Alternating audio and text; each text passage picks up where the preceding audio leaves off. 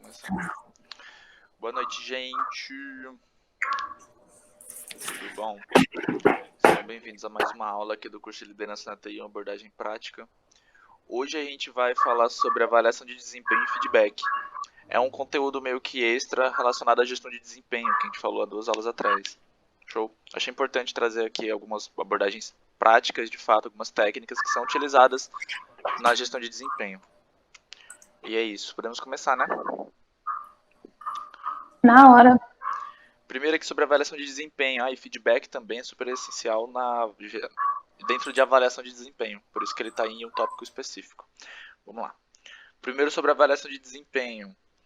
O que é? A gente já viu lá em gestão de desempenho que gestão de desempenho é um processo cíclico, que ele envolve avaliação de desempenho, ele envolve análise quantitativa, ele envolve um plano de desenvolvimento individual ou coletivo, ele envolve várias coisas. Mas dentro da gestão de desempenho tem a avaliação de desempenho, que a gente tem que entender que são coisas diferentes. Um é a análise que vai ser feita e o outro é todo o processo. Então a gente tem aqui como a definição de avaliação de desempenho como uma ferramenta, que ela é utilizada para a gestão de pessoas, também é utilizada para mensurar a performance dos colaboradores ou de áreas da empresa. Ele e ele tem assim como a gestão de desempenho, ele é feito acompanhamento e avaliação constante, é dentro do ciclo que ele é utilizado. Então já entendemos, meio que já temos entendimento, por conta das últimas aulas, sobre o que se trata a avaliação de desempenho. Tem como objetivo principal essa etapa definir as metas de desenvolvimento daquele colaborador, como é que ele está quanto a isso, desenvolvimento profissional e pessoal, metas de melhoria mais direcionado para quando você não atinge as expectativas, quando você deveria ter uma performance maior do que você teve. Então, algumas metas de melhoria são definidas dentro da avaliação de desempenho. E metas de inovação.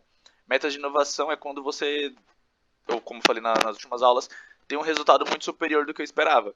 Então pode ser criado uma promoção, um novo cargo ou novas atribuições a você, pois você está com um crescimento muito grande, podemos inovar com o desempenho que você teve, certo? Então esses são os 3 principais objetivos da avaliação de desempenho. Vamos lá, e agora o que mais importa, né? Vamos ver quais são os tipos de avaliação de desempenho, como é que é feito na prática. Beleza, Gilberto, entendi o conceito, mas o que eu faço no meu dia a dia? Aqui nós temos um tipo, muitos deles são utilizados de forma conjunta, tá? Então é importante entender isso. E cada um tem um grande objetivo. Esse daqui é a matriz Ninebox, vocês conseguem ver aí. Ele até é intuitivo, se você olhar as imagens e tal. Ele faz uma matriz cruzando potencial e desempenho e cria esses 9... Como é que se diz? 9 categorias, 9 setores, 9 alguma coisa que eu esqueci no nome do termo agora, não é o termo correto, mas digamos que sejam categorias. 9 zonas, vai. Onde você consegue, de forma simples, de forma visual, de forma muito abstrata, categorizar os colaboradores da sua organização. Cruzando ali o potencial que ele tem e o desempenho que ele tem alcançado. Show? Aí a gente tem, quanto mais alto o potencial e mais alto o desempenho, mais esse membro é valioso. Nós temos aí, feito nessa matriz o preenchimento com esses botãozinhos que eu coloquei do lado direito, um exemplo. Digamos que ali tem o colaborador A, ele tem um alto potencial e um alto desempenho, então ele é um colaborador de alto potencial. Ou ele tem o colaborador C ali, que ele tem um alto potencial, mas tem um desempenho baixo. Ou seja, ele está com algum problema ali na ferramenta sendo utilizada, no processo, talvez tenha algum problema pessoal. Então ele é o diamante bruto, ele pode ser melhorado para atingir um alto desempenho. E aí por aí vai, tem essas outras categorias que são utilizadas para você fazer essa análise prévia, sem necessidade de tantos dados. É muito qualitativo, certo? Gestão de pessoas, isso aqui é muito utilizado antes de iniciar um ciclo de gestão de desempenho. Gestão de desempenho. Que aí você já consegue ter um panorama geral do teu time e falar, beleza, eu vou trabalhar mais, vou dar uma atenção maior, ou vou ter uma preocupação maior com esses membros que estão em tais zonas. Ou eu estou procurando uma pessoa para mudar de cargo, para ter uma promoção, então eu vou olhar para as zonas de alto potencial, ou eu estou preocupado ali em reduzir custos ou melhorar o desempenho do time, eu vou olhar para as zonas de baixo potencial, de baixo desempenho. Show? Baixo potencial é muito errado de falar, né? Mas é como a gente vê aí. Vamos lá, teve o Ninebox, então tem esse objetivo mais amplo, geral, de você entender como é que está o time. Aí tem a autoavaliação de desempenho, que ele é o colaborador, descreve aí sobre si, fala sobre teu próprio desempenho. Ele é muito útil quando a organização já é mais madura e procura se desenvolver, como eu coloquei que é a vantagem dele. Ele promove um autoconhecimento daquele colaborador, quando ele te olha em terceira pessoa, se olha na terceira pessoa e se preocupa em ver quão bem estão suas competências pessoais, interpessoais e técnicas, aliás. E então promove o autoconhecimento, mas deve-se tomar cuidado quanto à impessoalidade. Porque uma pessoa, como ela vai falar sobre si mesma, pode ter um viés muito óbvio aí de que eu quero colocar minhas qualidades para que eu tenha um crescimento de cargo ou para eu ter uma promoção, algo do tipo. Então, É bem interessante falar sobre isso, porque a metodologia ágil foi criada mais dessa forma, né? Tipo assim, não o que eu digo que eu faço, mas sim o que eu faço de fato. Então, é muito fácil a gente chegar e falar, eu sou isso, aquilo, e na hora que eu vamos ver isso não ser realidade, né? Então, tem que ter essa autoavaliação, mas até que ponto isso está sendo real ou não, enfim, é bem sim, interessante. sim. É tanto que mais à frente vocês vão ver outros métodos, a autoavaliação ela é utilizada como um complemento. Então, mais à frente no 180 e no 360 vocês vão ver que a autoavaliação ela é utilizada também com outras formas de avaliação. Então tem esse tipo que ele é mais simples, mais simplório e que demanda mais uma grande maturidade da organização. O time tem que ser muito maduro para de fato falar, ó, eu estou pecando nesses pontos aqui, eu preciso melhorar isso daqui para a pessoa de RH responsável por esse treinamento, a liderança, possa entender isso bem. Aí vem a próxima aqui que é a avaliação de equipe, tem individual e tem de equipe, que ela tem um foco muito maior em alinhar o time, de fato melhorar a comunicação e o alinhamento dessa equipe.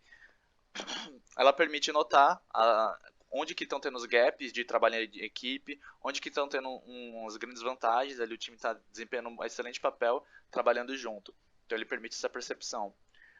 Promove trocas de experiência entre os colaboradores, pois com essas atividades, formas de avaliação, quando o time está interagindo, isso aumenta muito o alinhamento e comunicação, como é o grande foco, mas também permite com que eles troquem experiências, gestão de conhecimento, que é uma coisa que a gente falou bastante aqui já. E também deve ter atenção com imparcialidade. Quando, quando se trata da gestão de equipe, se o líder é o líder dessa equipe, ele tem que. Ele que vai fazer a avaliação, ele talvez queira dar um up nesse resultado. Ou a liderança convém ela fazer com que esse desempenho seja melhor do que ele de fato ele é, para ter algum benefício próprio. Então é outro método que também tem que tomar cuidado com esse tipo de coisa. Ou, por exemplo, se o líder tem alguma rixa com algum membro e notar que e querer prejudicar ele, falar que ele é o prejudicial para a equipe, que o desempenho dele que tem afetado os demais por algum problema pessoal. Eu acho isso uma falta de De profissionalismo, ética sendo bem profissional. analógico. Faltaram lá a cadeira de ética. Mas acontece até bastante. Mas se ele tiver um mindset estratégico e essa pessoa fazer muita diferença numa equipe de desenvolvimento de projeto, eu acredito que ele não deixaria sem parcialidade, não. Ou às vezes sim, né? O ser humano é um ser complicado. Mas se for pensar em time, em prol da empresa, acredito que seria um retrocesso aí. É. São os cuidados que a gente tem que ter nos métodos de avaliação, né? Todos, assim como a Mas gente mostrou lá acontece, né? atrás, com os tipos de liderança tem suas vantagens e desvantagens. Já é importante ressaltar também os problemas que podem ocorrer. Aí tem outro método aqui, que se torna um método um pouco mais moderno, 180, 360 e o 9box, mostrado lá no início. O 180 ele tem um foco líder e liderado, é o one-on-one. O líder vai dar feedback diretamente para o liderado e vai falar sobre as melhorias que ele tem, as noções que ele já, as percepções que ele teve durante um certo período, e daí é definido as melhorias ou inovação, ou seja lá o que for que a gente falou lá atrás. Ele é muito bom para quando você quer criar um padrão. Eu quero avaliar meu time todo para ter dados quantitativos, então é importante ter um padrão para você realizar essa análise. E quando é sempre um líder e um liderado, você consegue criar esse padrão muito facilmente. Só que também pode ter esse problema de parcialidade. Todos que envolvem uma pessoa diretamente com outra vai ter esse problema de parcialidade, porque se esse líder tem uma experiência ruim com o liderado, ele provavelmente pode prejudicar ele nesse feedback.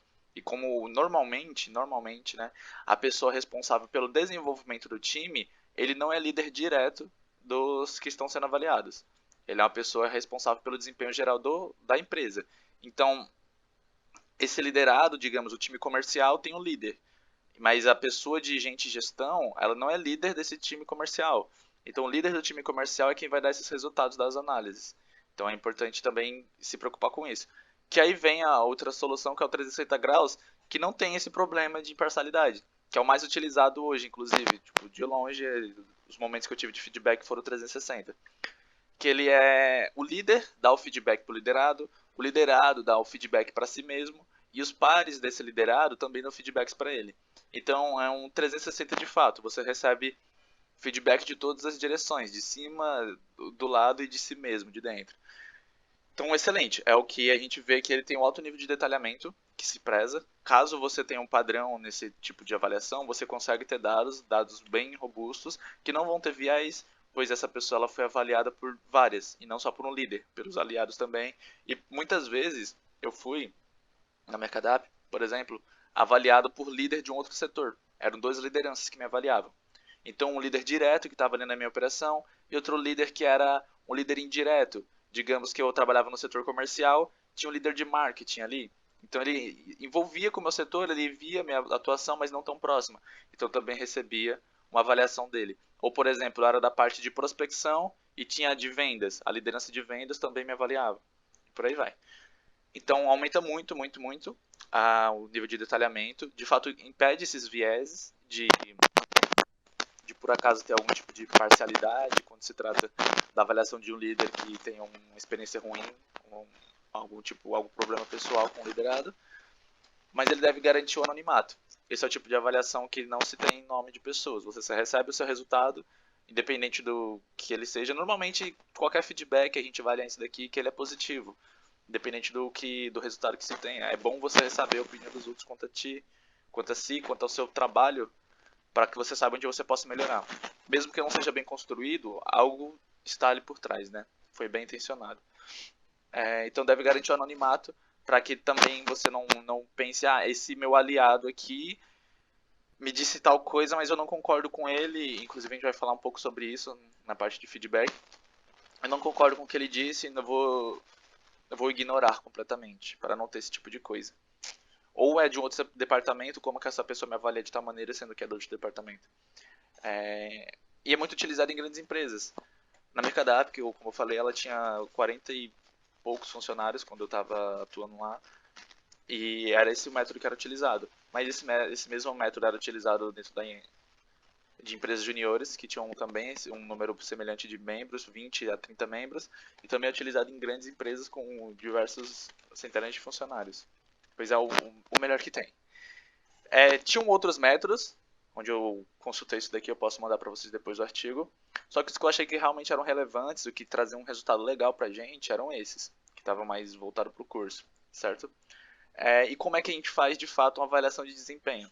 A gente entendeu lá atrás que a gestão de desempenho exige um planejamento, exige um entendimento de ciclos da tua organização, um alinhamento com a cultura, um alinhamento com a estratégia. Tem muito alinhamento que deve ser feito na hora de fazer a gestão do desempenho. A avaliação do desempenho, ela não é tão diferente. Ela é mais alinhada com os objetivos da gestão de desempenho e também tem que ser feito o planejamento, tem que ser definidos os objetivos, esses objetivos para cada um daqueles membros. A gente vai fazer a avaliação de desempenho procurando muito a melhoria aqui, procurando uma promoção, procurando uma demissão, procurando algo. Tem que ter algum objetivo claro. Após esse objetivo definido, tem que ser feito um formulário, que normalmente é um formulário de avaliação. Seja o líder que vai preencher ali na hora do 360, os aliados vão preencher na hora do 360, ou qualquer outro método que esteja sendo utilizado.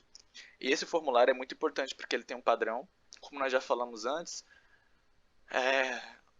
a parte de gestão de pessoas hoje, ela é muito, muito digitalizada. Ela procura muito ser pautada em dados. Então, ter padrão é essencial para que a gente consiga obter dados. Tem que ser claro e objetivo. Em um formulário você tem que fazer uma pergunta que ela de fato não seja ambígua, seja de fácil entendimento, para que não tenha viés nas respostas também. E categorizar. Ele fala categoriza aqui porque Você tem que avaliar soft skills, hard skills, análises quantitativas e qualitativas. Então você saber categorizar bem quais são os tipos de perguntas que tu vai utilizar em determinado contexto é muito importante para ter esses dados. Então, mais uma etapa. Ser feita a coleta, de fato, tem que enviar para a galera responder. Tem que documentar as coletas, a gente fala muito sobre documentação no nosso curso, então de fato documente. Tenha, para você conseguir fazer as métricas e ter esse respaldo de histórico dos resultados. Calibrar os resultados para ver que muito provavelmente algumas respostas não vão vir 100%. No final do dia, normalmente isso aqui é respondido no final do dia, dá uma semana ali, time, responda esse feedback aqui. As pessoas vão deixar para responder no último dia, e vão deixar para responder no último dia, no final do expediente. Então elas podem responder muito rápido e sem ter dado a devida atenção. Então tem que calibrar, entender bem onde que tem alguns viés, alguns problemas aí, e conceder o feedback. Aqui tem a etapa que a gente vai começar a falar das técnicas de feedback, como é que deve ser feito isso. Então, a análise de desempenho, a avaliação de desempenho, aliás, ela segue essa estrutura, tem essas técnicas aqui que eu mostrei para vocês, e eu queria saber se vocês têm alguma dúvida. Ou se querem acrescentar algo também, se quiser falar algo, Gabi. Tá indo muito rápido, gente, tá dando pra pegar. Eu pensei que a gente já mastigou bastante esse assunto aqui antes, então achei que a gente poderia ir um pouco mais rápido.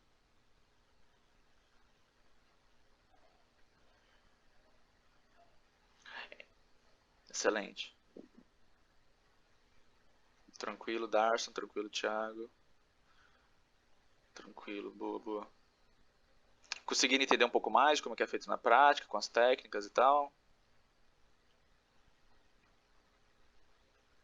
Obrigado, Marina. Você...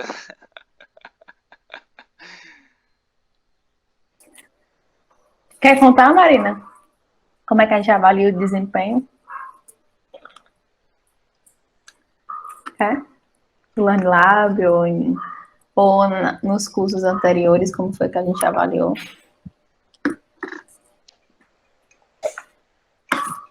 Olha aí, a Mariana deixando no vago. Ah, tá. Próximos episódios. Tudo bem. Perfeito, então, gente. Como foi dito aqui, o principal tópico, aliás, o tópico final que é o feedback. Então vamos entender como que é esse feedback. A gente falou lá atrás sobre CNV, a gente falou bastante sobre feedback, inteligência emocional também. Quando falamos de gestão de desempenho, falamos também sobre feedback. Então a gente pode ver que durante todo o curso a gente falou bastante sobre esse tema. Então não vamos mais se pautar muito em definições, e sim mais em dicas, em dia a dia e em ferramentas que auxiliam um bom feedback. É um artigo que eu li recentemente, eu achei muito interessante, esse modelo SCI. Ele é de um órgão aí que eu esqueci o nome agora, que é tipo referência em gestão, em organização, em coisa do tipo. Essa parte de liderança, de fato. Ele definiu essa estrutura. Tá, SCI, e ali eu coloquei um A em parêntese, porque aí vocês vão entender mais ou menos também, eu acho que talvez seja a origem do CNV. Tô tirando isso aqui de uma ideia que eu tive, quando eu li esse termo eu falei, beleza, o CNV pode ter surgido daí, ou isso é inspirado no CNV. O método de feedback do CNV, digo, né? CNV é mais que o método. Vamos lá, primeiro fala aqui de feedback, um detalhe que a gente tem que ter, uma regra que a gente tem que admitir quando se trata de feedback, é que todo feedback ele é um presente. Saca? Todo feedback, ele de fato, ele vem com algum objetivo de positivo pra gente, uma expectativa positiva. Se uma pessoa te fala algo, por mais que ela não saiba as técnicas, ela não saiba o método correto de falar uma dor que ela sente ou um elogio que ela tem pra ti, ela tem a intenção positiva. Pelo menos é isso que nós esperamos no mercado de trabalho. Dificilmente a pessoa ela quer falar aquilo pra ti somente para te prejudicar. Ela tem algum sentimento por trás. Então eu tenho que entender, o primeiro ponto é que todo feedback, ele, de fato, ele é um presente. Primeira coisa. Vamos entender que ele é um presente. Tanto quando você vai dar, quanto você vai receber, você tem que entender como fazer isso bem. Para dar um feedback, para receber um feedback e fazer isso de forma satisfatória. Então vamos lá para começar. E para dar feedback, tem o modelo SCI, que ele é muito parecido com o que a gente falou lá do CNV, que tem uma situação, um comportamento que foi feito e um impacto que foi atingido. E ali no final tem um A de ação que acrescenta-se no SCI quando você tem um pedido para a pessoa. Você tem, vamos ver aqui no exemplo. Tem exemplo, João, você é muito desorganizado e não leva as coisas a sério, não trouxe a planilha que foi solicitada. Isso aqui é algo dito sem seguir um padrão. sem seguir nenhum tipo de método. O sentimento que você vai gerar numa pessoa que recebe esse presente aqui sem estar preparada, ela vai ficar chateada, muito provavelmente. Como assim eu sou desorganizado? Por quê? De onde você tirou isso? Qual foi o momento? Não levo nada a sério? Quem é você para me falar isso? São alguns questionamentos que podem vir quando você recebe um feedback dessa maneira. E utilizando o SCI, a gente tem uma outra abordagem aqui, ó. João, esta manhã, que é a situação, durante a reunião sobre os benefícios, você não levou a planilha que foi solicitada, foi o comportamento que ele teve. E isso impacta nos resultados do projeto, uma vez que precisávamos da planilha. Então você entende exatamente o que você fez, o impacto que tu causou e a situação que isso ocorreu. E no final aqui, o que é o A, que é como diria o CNV, é um pedido. Na próxima reunião se prepare melhor, tenha essa planilha bem construída uma semana antes, um período antes, e não deixe isso atrasar. Tu finaliza com um pedido. Tem então um modelo SCI para você dar feedback. A gente já está bem mastigado também sobre isso. Tem aqui outros exemplos, que são mais um feedback falando de pontos de melhoria e outro feedback falando sobre elogios. Cláudia, você nunca participa de forma ativa nas reuniões, nunca fala nada. Aí usando SCI, Cláudia, na reunião de ontem à tarde, você não falou nenhuma vez e não trouxe ideias novas. Isso pode demonstrar falta de interesse em participar do projeto. Você nota até que a pessoa não tem nenhum sentimento sobre o que rolou quando se trata utilizando SCI, algum sentimento pessoal. É de fato a constatação de algo que ocorreu e que tinha uma expectativa em cima daquilo e que não foi atingida. E aqui um terceiro caso, onde a Carol foi bem. Carol, na reunião de hoje à tarde, você trouxe ideias que agregaram bastante ao projeto. Além de demonstrar para mim o seu interesse em participar ativamente, vou gerar ótima impressão nos investidores, uma vez que eles a elogiaram posteriormente. Parabéns. Então, entendemos isso. Esse modelo aqui acho que é um outro método, se quiserem não utilizar o CNV sempre.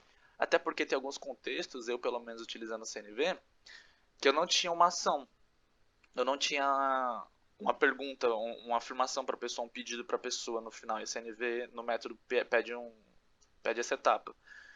Então, eu gostei muito de ler isso daqui, achei interessante, quis trazer para a gente também.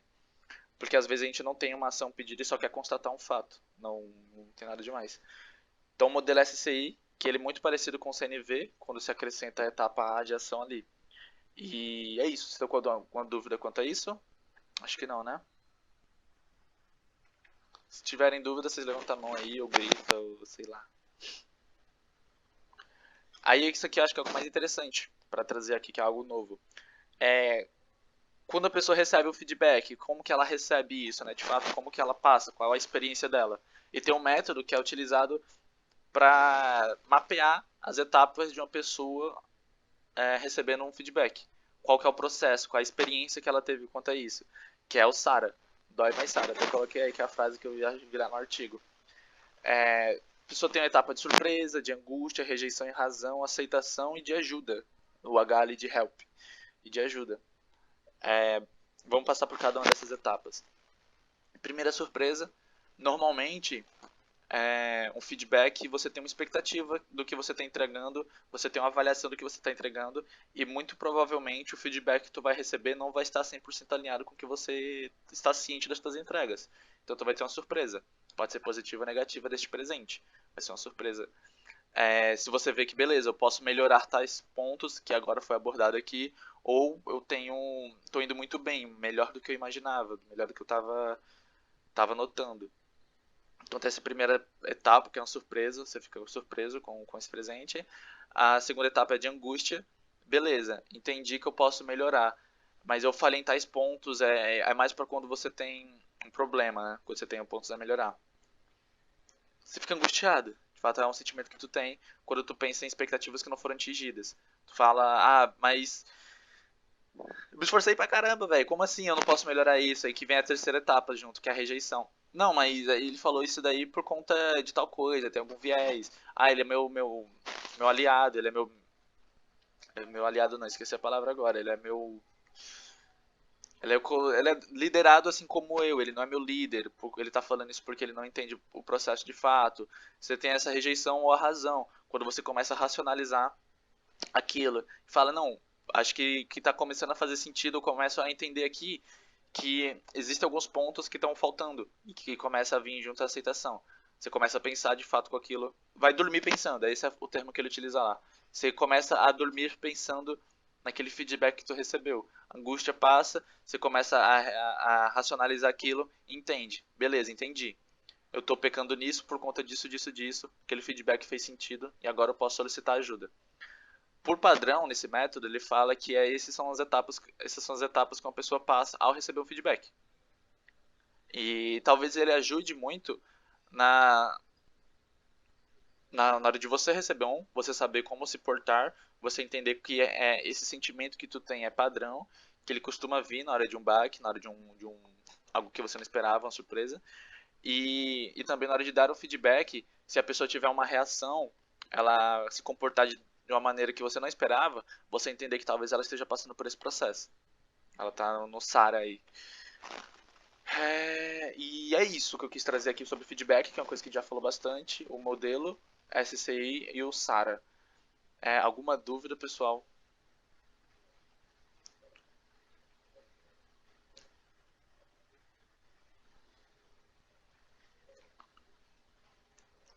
Ok. Vocês conseguem entender? Estão vendo aqui a importância que isso aqui tem quando está atuando como líder? Conseguem ver que você como líder é o principal responsável ali pelo desempenho do time, desenvolvimento do time, que você vai ter que dar feedback constantemente, que essas técnicas vão ser bem utilizadas no dia a dia? Eu não sabia dessa técnica da Sara. Dói mais, Sara. Não sabia? Achei bem interessante. Vocês sabiam? Pessoal. Eu não sabia, não. Surpresa, não gostei. Né? Já vou utilizar. Que não serve pra ler. Olha aí. Esse curso tá me fazendo ver que eu não sirvo pra liderar nada. Menina, né? Assim não. Isso, Giovana. E se eu tivesse no semestre de vocês e soubesse de tudo isso, meu Deus. Entendeu? Tu não faz nada que preste. Porra. Não, é bem engraçado que você tem que bater, mas depois tem que alisar, né? Tipo, cara, não tá evoluindo, o que tá acontecendo? Aí depois, bora, cadê você? Você é bom, cara, você é bom, e aí? O que é que falta, né? E não, não vai fazer isso não? Beleza, vou dar um jeito. Então, isso traz até angústia para a pessoa. Eu digo isso que eu tenho um exemplo de uma gerente que trata muito mal um funcionário, porque ele é tipo um gargalo, sabe, para a empresa. Chega a um ponto que ele não escuta mais ela. Que ela só fala grosso com ele, ou tipo, menospreza ele. Caramba. Ele age como se ela não existisse. Se ele se mandasse alguma demanda para ela, ele. Porque ele diz que toda hora se sente menosprezado. Então não vai dar importância para uma pessoa que não sabe nem falar com ele. E o cara é muito bom. Giovana, sobre isso aí que você falou, é muito legal começar a entender que se tem interesse, às vezes é muito mais interesse do que a competência de atuar como líder. Porque liderança é uma habilidade que você desenvolve assim como qualquer outra. Quando eu comecei a assumir papel de liderança, a única coisa que eu tinha liderado era, sei lá, jogando uma partida de LoL, tava aqui jogando com o meu time um campeonatinho, e é isso. É engraçado isso. Tem pessoas que nascem com liderança nata, né? E tem outras pessoas que se transformam em líder. Você não precisa, eu tenho que ser líder, não. O líder pode ser transformado, assim, vai depender de quanto você está disposto para aprender, né? E a gente até viu lá atrás que tem estilos de liderança. Às vezes você é o dev, o maior dev ali do time da empresa, e você começa a assumir o papel de liderança sendo líder técnico, sendo referência técnica, delegando atividades, porque você é quem mais conhece a ferramenta, o processo, seja lá o que for. Você está atuando como líder de uma forma, querendo ou não. Tem gente que faz questão em colocar o funcionário para baixo, só joga crítica. Tem mesmo, Giovana, eu fico muito feliz que eu não tive experiência de não líder assim. Mas já conheci muitos líderes que atuavam dessa maneira e eu não vejo nenhum sentido. Pelo menos, um dos meus problemas é que eu sou muito bonzinho até como líder e talvez eu não seja duro nos feedbacks. Que eu não consiga, de fato, mostrar os pontos de melhoria. Eu tenho até Eu, em relação a isso, sou um pouco incisiva, sabe? Tipo, eu falo, sei lá, tô fazendo acompanhamento com design sobre algo, né? E eu já venho falando com ele várias vezes, detalhando os cards para ele e tudo mais.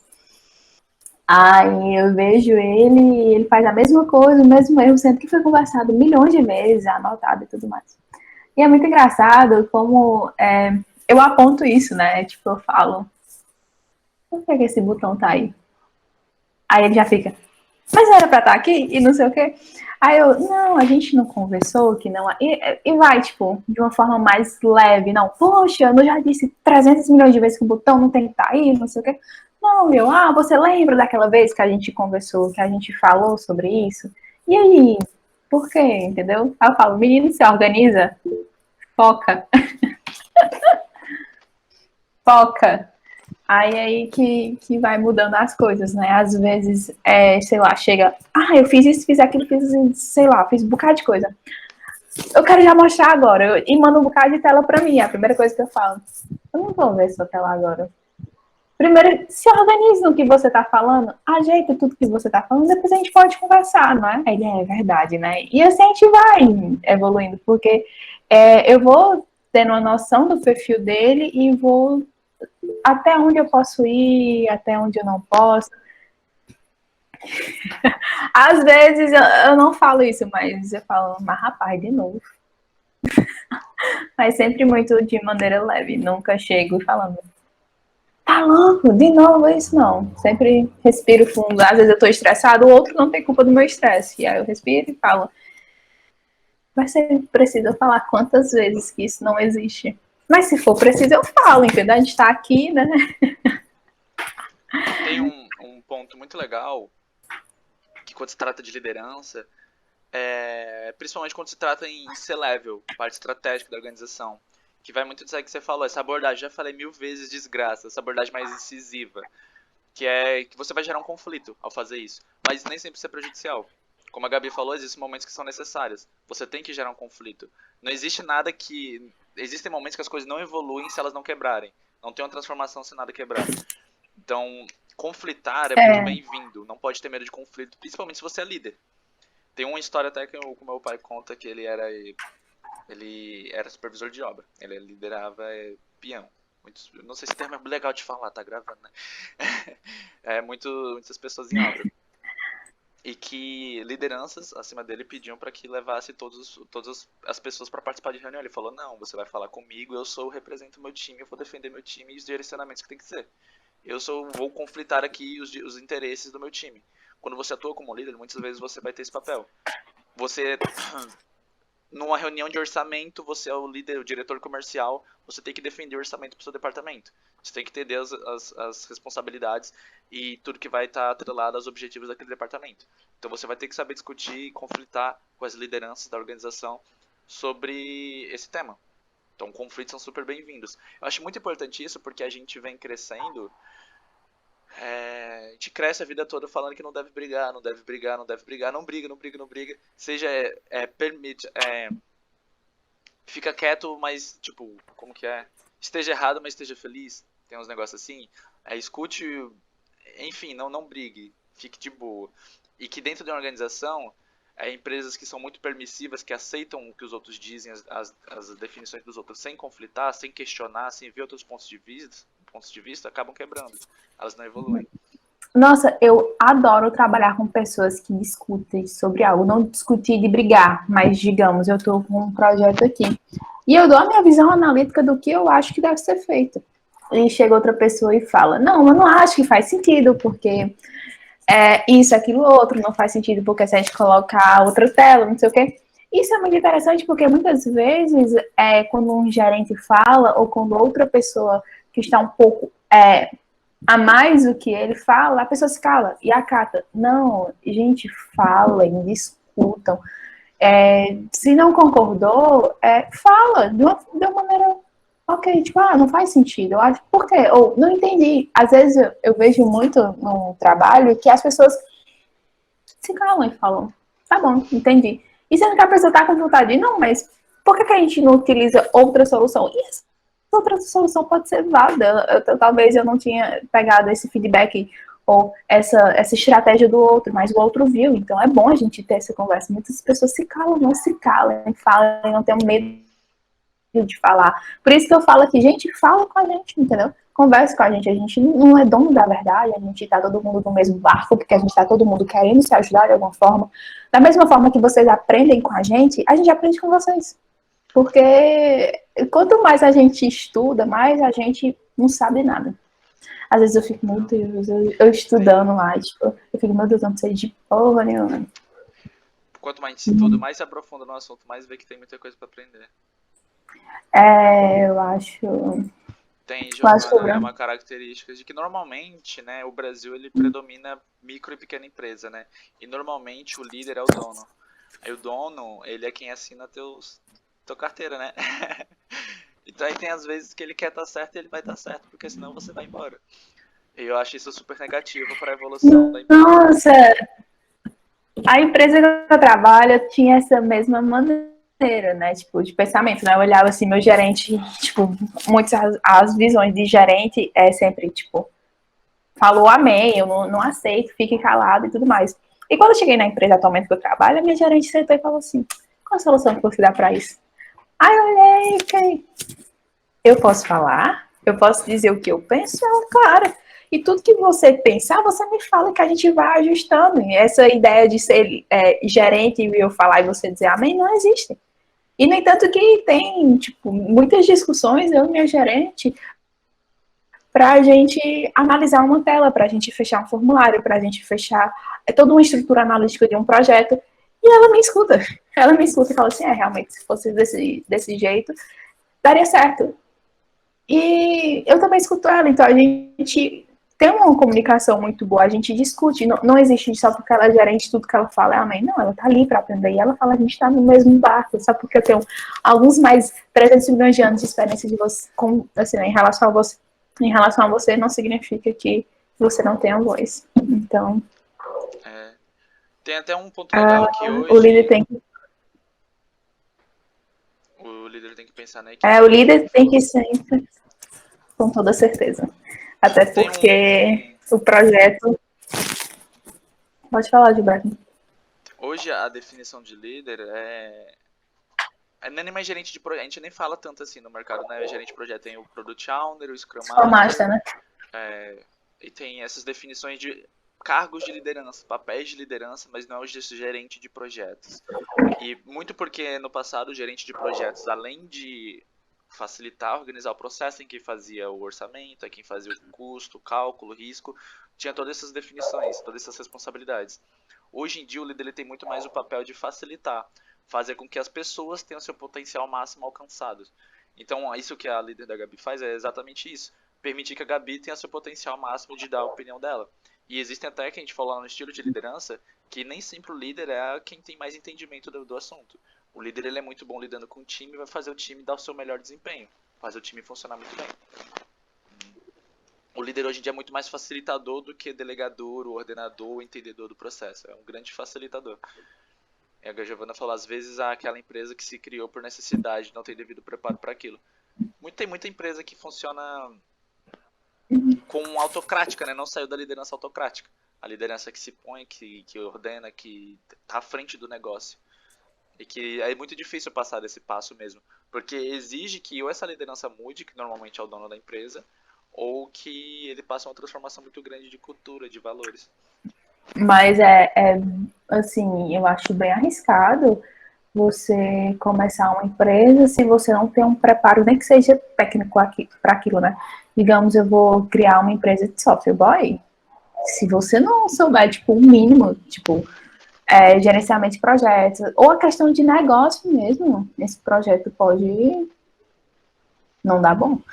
Então, antes de criar algo, no mínimo, tem que ter todo um preparamento, né? Assim, estudar, buscar, fazer pesquisa de mercado, se aquilo vai ser viável para o mercado, se aquilo está sendo necessário, se tem uma questão de o que minha empresa vai oferecer diferente da outra, qual o impacto que isso pode causar, porque só abrir por abrir, filhota, é Muito coragem, arriscado. é muita coragem.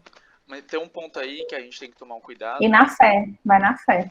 que vai Tenho dar muita certo. fé que a experiência que a gente tem aqui até agora é a universidade de vida, né? Eu já tive alguns negócios, mas eu nunca dediquei tanto tempo quanto dediquei à faculdade.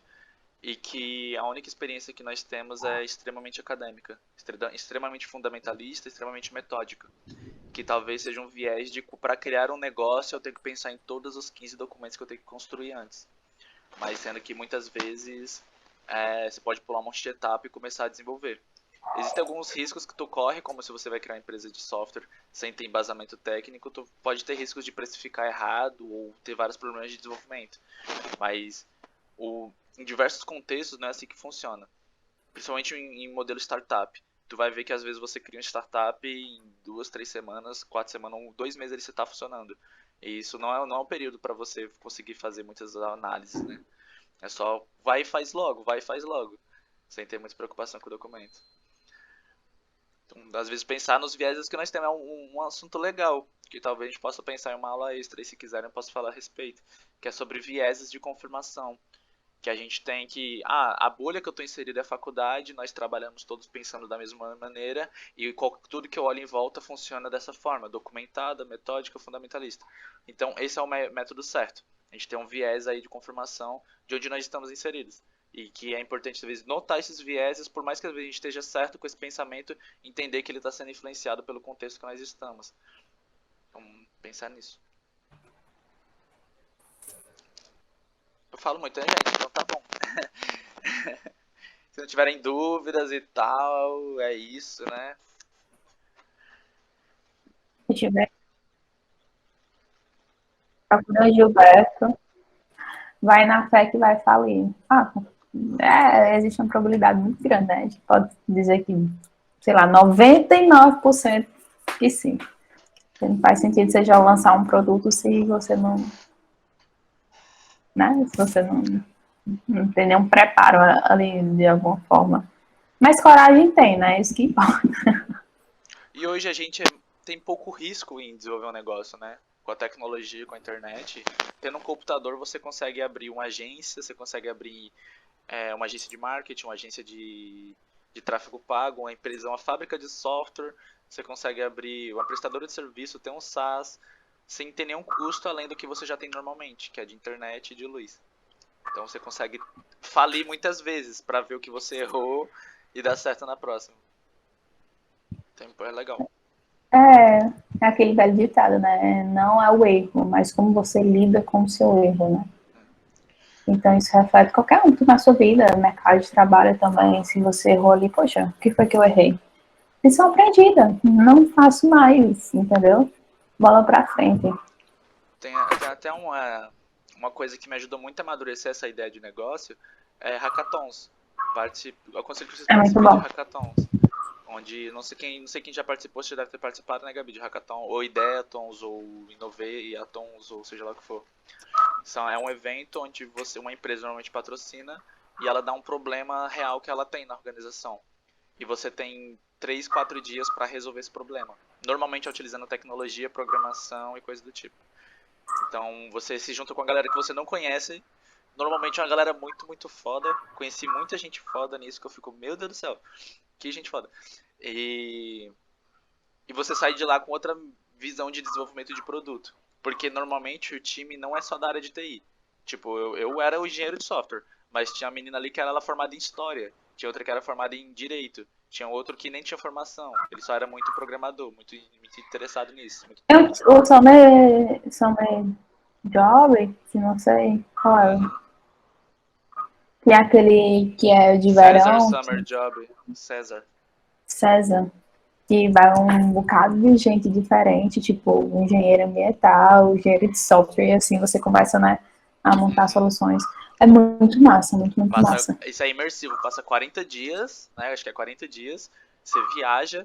Teve um amigo meu, João, que ele foi para Recife. Passou 40 dias lá desenvolvendo um problema de uma empresa que eu não lembro o nome também. Com uma galera de outras áreas, assim. É uma experiência e você até recebe para isso.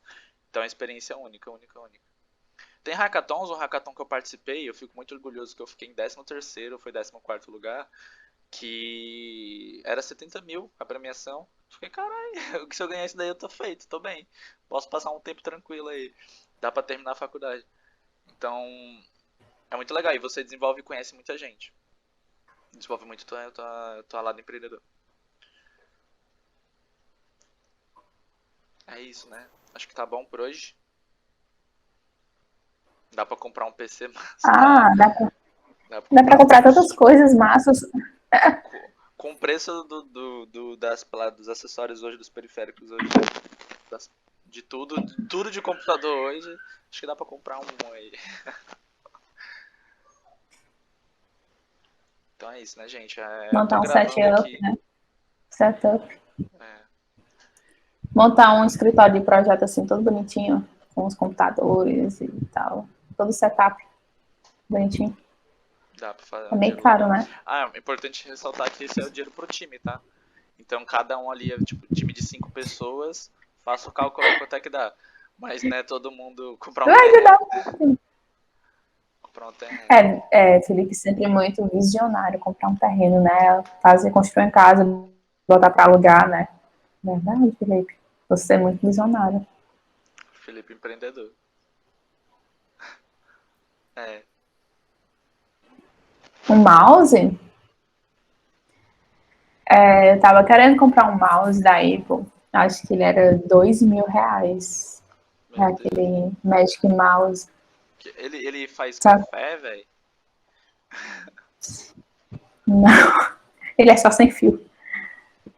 Aí eu comprei um Xiaomi mesmo, que é sem fio, mas ainda custou um pouquinho caro. Tá até Ó, diferente. o meu sem fio aqui, ó, ele foi R$ 60. Nossa, e ainda comprei. É a vida, né? É A a gente é vida. trouxa mesmo. Melhor do que o da Gabi. Pode ter certeza que deve ser melhor que o meu. Deve ser. Ai, ai. E aí, pessoal, vocês têm mais dúvidas? Conversem. Ou senão a gente vai embora, né? Tipo, Quiserem, se quiserem, tipo, gente, esse momento de dúvida também pode ser, se tiverem interesse sobre coisas da Include ou sobre experiência da faculdade. Sei lá, a gente tem esse tempo de aula que eu tô dedicando ao Aluno Lab. Se quiserem perguntar qualquer coisa relacionada também, eu responderei.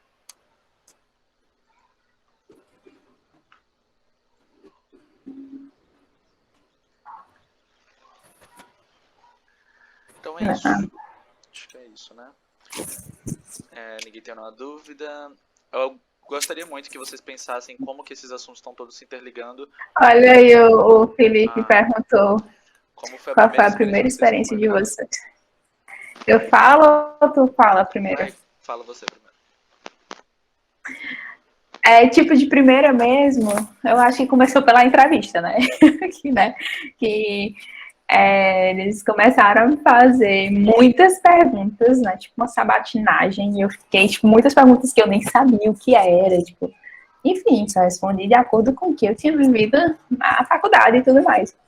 E quando eu entrei, de fato, no mercado, eu apanhei muito. Naquele caso, eu tô apanhando, né? Porque uma coisa é a gente ter a teoria e outra coisa é a prática, né? Você tem aquele jogo de tipo, olha, eu estudei isso. Teve uma vez que a gente precisa fazer um EAP, que é a estrutura analítica do projeto. Aí o pessoal falando EAP, sendo que eu sabia o que era EAP, né? Aí a pessoa, você sabe o que é EAP, Gabriela? Aí eu, EAP. Aí depois de um tempo que eu fui me ligar, que é EAP, é um negócio que eu tinha estudado com o Oswaldo e tudo mais. Então, o mercado de trabalho precisa muito de experiência para a gente começar a fazer essas interligações, sabe? De acadêmico com prático, e sendo que você vê que não é de acordo com o que você estudou, né? Assim, por exemplo, o Scrum. O Scrum é muito bonitinho. Eu aplico a metodologia Scrum. E se você for pegar a metodologia de trabalho, não é assim. Não é bem assim. Então, foi uma experiência assim que, olha, meu Deus, esse é o mundo do mercado de trabalho. E eu vou ter que lidar com isso, sabe?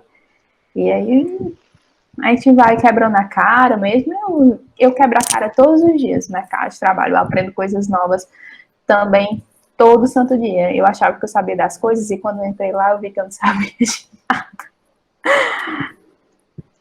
É, Não, Darcy, qualquer semestre você pode ir atrás de estágio. Qualquer semestre. Qualquer semestre pode ir. Você pode É. ir. Na Include é possível fazer estágio, na N2S é possível fazer estágio. Na Include tem que esperar abrir. Sexta-feira vai ter a aula falando mais sobre diretamente sobre a Include, então a gente pode falar sobre isso.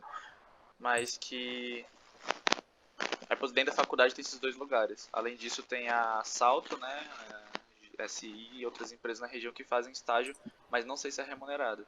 O bom da nossa área é que a gente consegue fazer estágio para todo o Brasil dentro de casa. Mas qualquer semestre tu consegue. A minha primeira experiência com o mercado é... Vou falar da Include, que foi uma experiência mais numa bolha específica, que foi dentro da empresa Júnior. A primeira experiência que eu tive foi a entrevista, onde eu engabelei só. Eu tenho que dizer que eu passei sem estar bom. Fui muito queixudo. O processo seletivo da Include na época exigia um projeto entregue e eu não sabia nem programar. E eu fui pra entrevista mesmo assim. Eu não tinha nem notebook na época. E eu passei muito no queixo. Porque eu respondi bem as perguntas. Isso é um ponto muito importante. Nem sempre a pessoa certa que passa na vaga, ela só sabe. Gente, deixa eu até dar um ressalva nisso. Eu fui fazer uma entrevista com uma empresa de Goiás, né? Cara, veio uma psicóloga e dois analistas técnicos. E eu já tinha passado por uma prova, né, antes de fazer isso. E elas me faziam perguntas, tipo, perguntas bem, tipo, sabe? Aquelas perguntas bem coach e tudo mais. E se eu não tivesse todo um jogo de cintura para responder aquelas perguntas, eu teria me perdido muito. Ela perguntar qual é o seu maior defeito e não perguntar a sua maior qualidade. E por que isso te atrapalha? E eu, meu Deus, eu vou falar para uma empresa uma coisa que é defeito meu e que isso me atrapalha, que isso pode atrapalhar a empresa, sabe? Então, eu fiquei, meu Deus, o que eu respondo? Eu sou queixuda também. Aí eu... Mandaram a pergunta pra mim assim, você não trouxe nada pra entrevista? Eu não tenho notebook, eu não sei programar também. Ah, mas se fosse pra você aprender em um mês uma linguagem, você aprenderia? Eu aprenderia sim. E tal, e tal, e tal. E aí desenrolou a entrevista e no final eu ainda falei, por mais que eu não passe, pra mim a experiência já foi muito proveitosa e pode ter certeza que na próxima entrevista, problema técnico não vai existir. Esse vai ser o menor dos meus problemas, que eu vou aprender pro próximo. Nossa, Aí a pessoa ficou encantada e me passou. Foi muito queixo. A Include é voltada para qual área? É consultoria e desenvolvimento de software. Nós prestamos consultoria em tecnologia também. Por onde vocês ficam sabendo dessas vagas? Algum site? Gente, LinkedIn eles dão tipo, uma porta muito grande de muitas vagas. Eu entrei na empresa atual através do LinkedIn. Eu enviei meu currículo e tinha lá um LinkedIn. E dentro da Include, a primeira experiência que eu tive com o mercado foi ir prospectar na rua. E na rua, de fato, ver e analisar o negócio da pessoa e propor um software, propor um projeto. Tipo uma etnografia? Só que a gente já não ia para levantar requisitos, a gente não ia com esse intuito. A gente ia fazer a etnografia, mas com o intuito de propor um software. Era meio que vender, era prospectar. Contextualizar o problema e assim pegar uma solução em cima para vender. Para vender, exato. A gente fiz isso aqui em Russas, andando na rua. Muito doido. Fiz demais. Fui muito negócio aí. É uma experiência muito massa de pitch, de saber vender rápido, porque você tem 1 minuto para falar com a pessoa ali sobre uma proposta e te convencer, né? Convencer para a pessoa passar o número dela para talvez ela ir para uma reunião para falar sobre talvez contrato. Então é um processo super longo. E depois, como desenvolvedor, eu desenvolvi um site lá que eu aprendi Java, tive que aprender Java, não usei Java uma vez, mas aí depois eu fui desenvolver web e eu tive que aprender desenvolvendo um projeto também, foi muito interessante. Então eu tive muito diversas áreas. Que não tem tanta... que não gosta tanto de desenvolver. Eu não gosto. Não, você já desenvolve. Olha aí, se você trabalha com web, mexe com web. Desenvolvo, eu tenho tipo 3 anos de experiência com desenvolvimento web.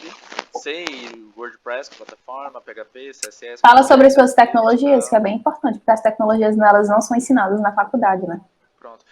Se você quer fazer sites institucionais como o do Learning Lab, que logo mais vocês vão ter acesso aí, aprendam WordPress. Tipo, eu aconselho muito, muito que vocês aprendam WordPress. É uma tecnologia que é muito mais design do que desenvolvimento, mas que permite você entregar um site super robusto em uma semana.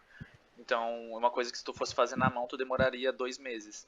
Tipo, é muito, muito mais rápido. É muito interessante essa pergunta do Felipe, né? Que ele pergunta do web, né? Aí tu fica, mas o que é web? Front, né? Back, se você é full stack.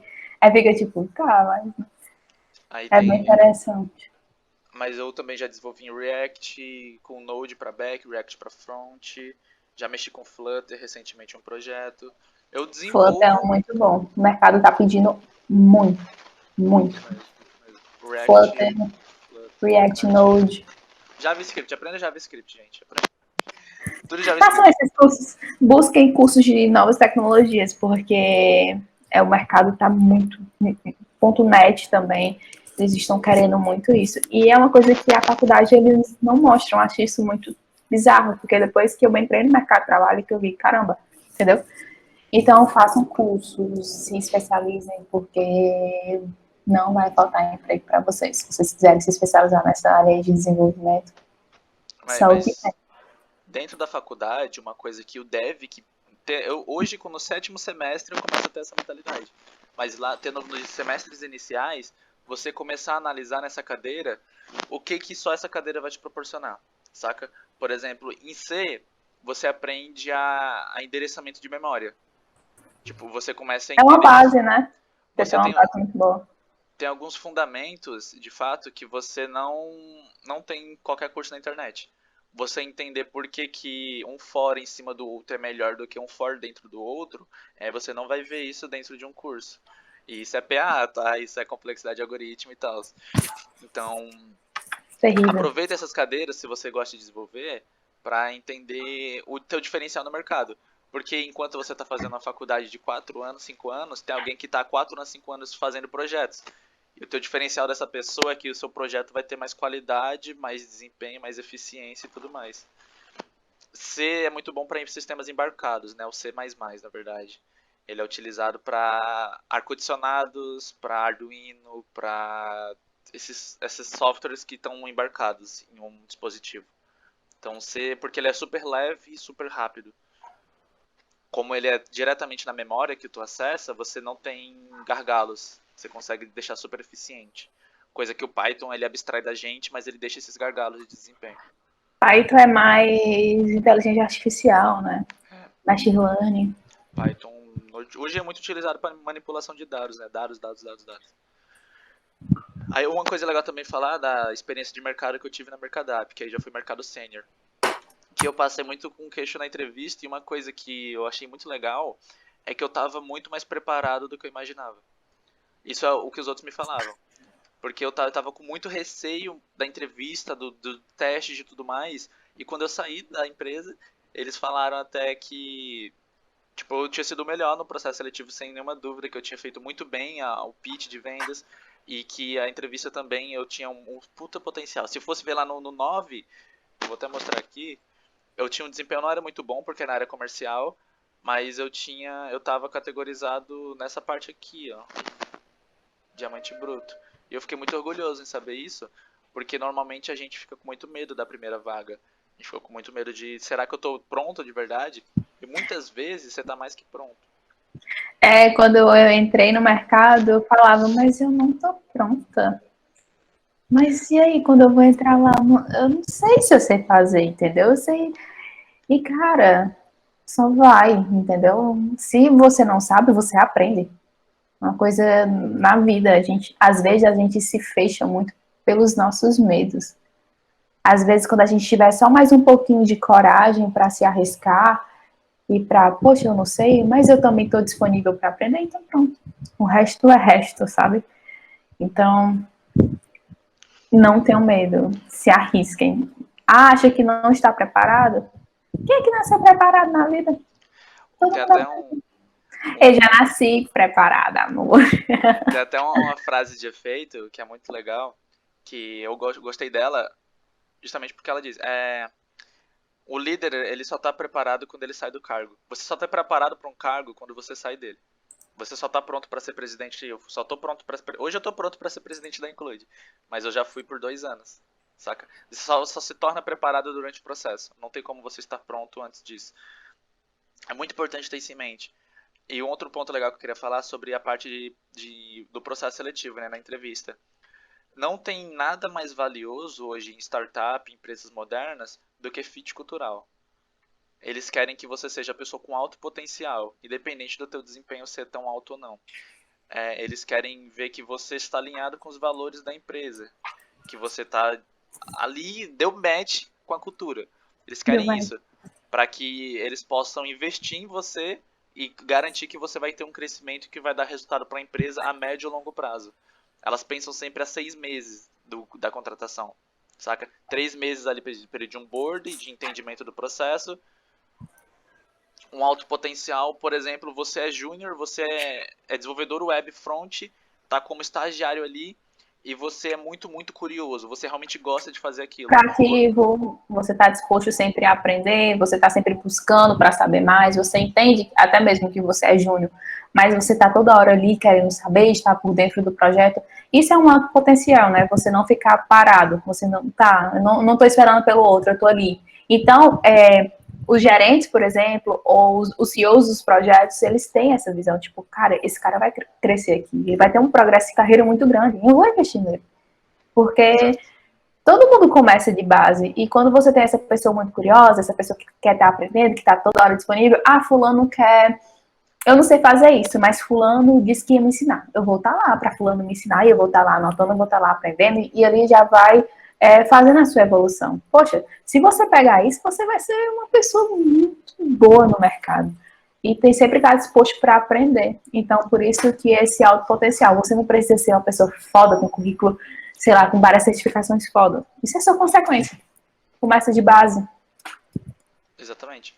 O potencial tá muito mais atrelado a quem você é do que o que você sabe ou o que tu tem, saca? Tipo, você é autodidata, você é proativo, você é protagonista, você é essas coisas.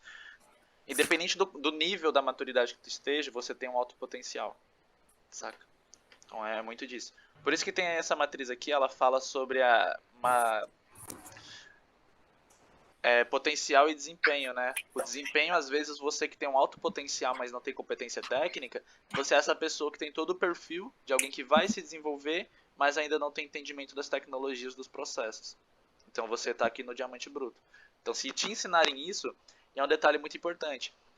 Como é que você ensina alguém a ser gente? Eu te falo assim, ensina alguém a ter valores, a ter uma cultura, a ser protagonista. Você não tem como ensinar alguém a ser isso. Ela vai se ensinar, ela vai se desenvolver sozinha. Agora, como é que você ensina alguém a programar web? Você passa um mês intensivo ali com a pessoa, você vai ensinar alguma coisa a ela.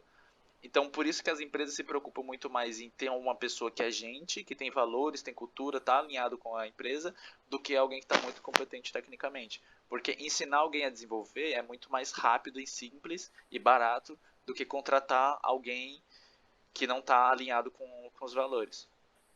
Saca?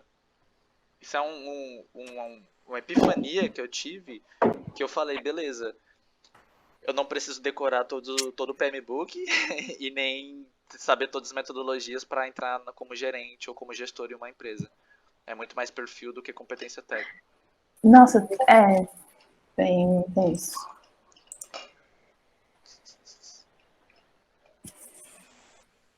Mais alguma coisa, gente? Na facu vocês indicam mesclar o horário das aulas ou fazer as cadeiras em um só período? Pergunta nada a ver. Mesclar o horário das aulas ou fazer... Ah, entendi. Você ou fazer tudo de manhã, ou tudo de tarde, ou deixar alternado? Essa pergunta? Entendi. Eu sempre fiz o que cabe, saca? Máximo 5 cadeiras ali, eu indico, o meu conselho de Gilberto, sétimo semestre, pegue no máximo 5 cadeiras ali, Eu não fiz pula. errado, já peguei 8, peguei TCC, me lasquei, Ah, então aprenda com o erro dos outros. é, não faça isso, eu desenvolvi, fiquei muito mal no período que eu peguei muitas cadeiras.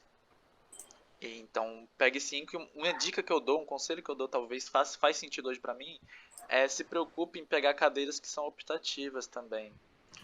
saca? Porque no final do curso, as optativas são poucas ofertadas, nem sempre são ofertadas. E as obrigatórias são sempre ofertadas.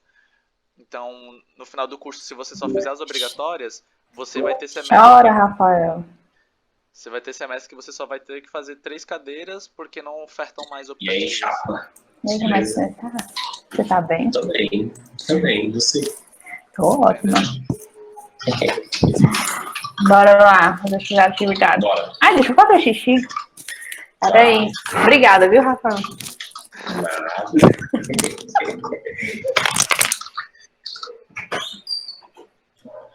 Eu acho que essa aí foi a minha última dúvida.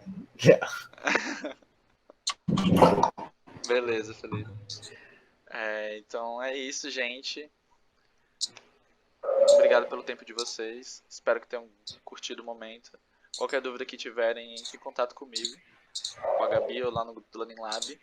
Próxima sexta-feira, aliás, na sexta-feira vai ter aula falando sobre a Include. Vai ter a participação especial da Vitória, atual presidente da organização. Então conto muito com a presença de vocês. Vai ser legal. Vamos lá, boa noite, é nóis, até mais. Tchau, tchau.